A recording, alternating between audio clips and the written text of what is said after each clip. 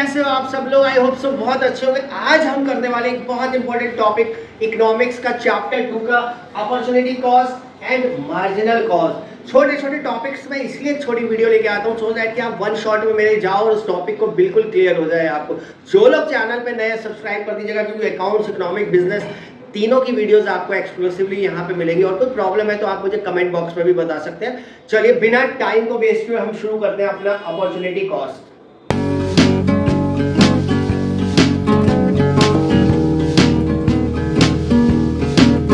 शुरू करते हैं हम अपना अपॉर्चुनिटी कॉस्ट। सबसे पहले इसकी डेफिनेशन समझ लो आप कि refers to the value of factor in the next best alternative use. यानी कि नेक्स्ट बेस्ट ऑल्टरनेटिव यूज में मेरी वैल्यू ऑफ फैक्टर क्या है। आइए एग्जांपल से समझाता हूं आपको।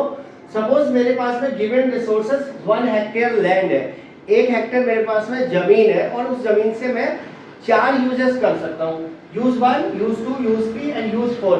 ये एग्जांपल आपने एग्जाम में भी लिख के आना है, बहुत ध्यान से समझ लीजिए इसलिए। और यूज 1 में व्हीट है, राइस है, मेज है और शुगर केन है। यानी कि मैं 4 फसल आप कह सकते हो क्रॉप्स वहां पे लगा सकता हूं। अब इसके बाद में इनकी मार्केट वैल्यू अगर देखें तो 10,000, 7,000, 2,000 और 12,000 है। तो बट नेचुरल कॉमन सेंस की बात है कि मैं वहीं पे अपना प्रोडक्शन वही यूज लगाऊंगा जहां मुझे सबसे ज्यादा आउटपुट मिल रहा है। तो मुझे सबसे ज्यादा तो 12,000 है, तो मैं रिसोर्सेज तो अपने यहीं पे लगाऊंगा। लेकिन मेरा सवाल ये है कि ये जो मेरा है that is next best alternative use. Suppose मैं यहाँ नहीं करता तो मैं कहाँ करता? तो फिर मैं यहाँ पर करता, यानी कि यूज 1 को, क्योंकि ये 12,000 से 10,000 नेक्स्ट बेस्ट ऑल्टरनेटिव यूज होता है मेरे लिए। सपोज मेरे पास शुगर केन बहुत है, अब मुझे शुगर केन की और जरूरत नहीं है और मुझे व्हीट दूसरा ऑप्शन मेरे पास में अच्छा है, तो मैं व्हीट को सिलेक्ट करूंगा। तो वही मेरी अपॉर्चुनिटी कॉस्ट है। यानी कि समझ आया अब आपको नेक्स्ट बेस्ट ऑल्टरनेटिव यूज। पहले आप डेफिनेशन लिखोगे, फिर आप ये एग्जांपल से समझा के आओगे, फिर आप ये नीचे लिख के आओगे कि रिसोर्सेज तो यूज 4 में लगाए जाएंगे, लेकिन नेक्स्ट बेस्ट ऑल्टरनेटिव अगर वो यूज करना चाहता है तो वो अपॉर्चुनिटी कॉस्ट जो है हमारी वो यूज 1 है। तो इसको फटाफट स्क्रीनशॉट ले लीजिए, बिल्कुल ऐसे ही लिख के आना, पूरे नंबर मिलने वाले हैं आपको बता रहा हूँ। अब मार्जिनल कॉस्ट का आपका मैं जो कंफ्यूजन है वो दूर करते हैं। मार्जिनल अपॉर्चुनिटी कॉस्ट क्या, पहले इसकी डेफिनेशन समझ लेते हैं।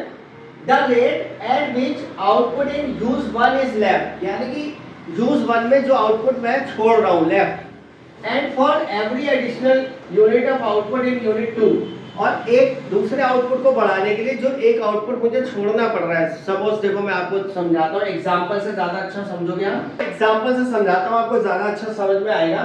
फॉर एग्जांपल मेरे पास 1 हेक्टेयर लैंड है, ठीक है, मेरे पास एक 1 हेक्टेयर लैंड है, उसमें मैं 2 प्रोडक्शन कर सकता हूँ किसी भी 2 चीजों में।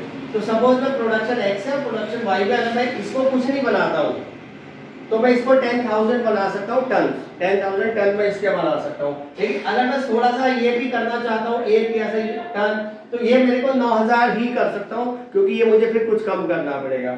ऐसे इसको 2 करता हूँ सपोज और बढ़ाता हूँ तो फिर ये मुझे 7.5 करना पड़ेगा, और 2 से 3 करता हूँ तो ये मुझे 5.5 करना पड़ेगा।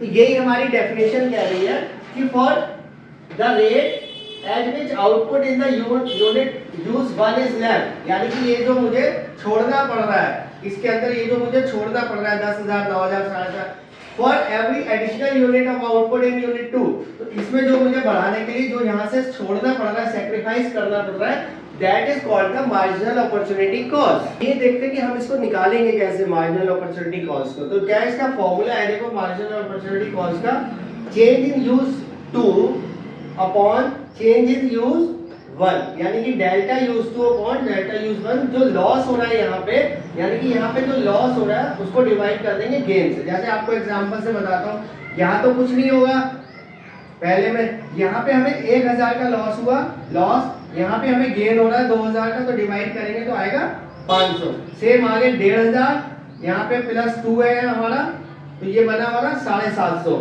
ऐसे यहाँ पे हमारा 2,000 का लॉस हो रहा है और यहाँ पे फिर प्लस 2 है, तो जब डिवाइड करेंगे तो ये आएगा 1,000। तो इस तरीके से हम निकालते हैं मार्जिनल अपॉर्चुनिटी कॉस्ट। इसका फॉर्मूला बस आप याद रखिएगा, change in use 2 upon change in use 1, यानी कि यह loss of output upon gain of output. तो बहुत अच्छे से इसको नोट करना है, तो नोट कर लीजिए।